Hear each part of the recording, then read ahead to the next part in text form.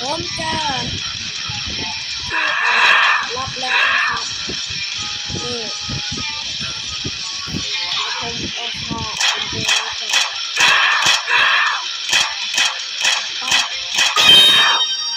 ก็คือ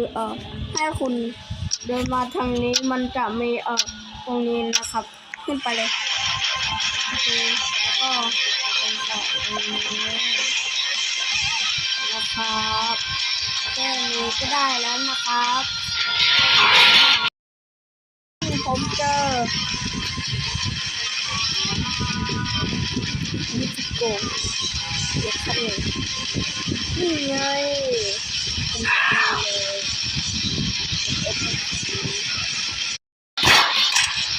อันนี้เลย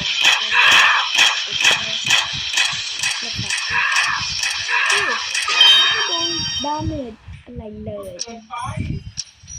กระสอบตรงนั้นถ้าเราเอาแบบนิดหน่อย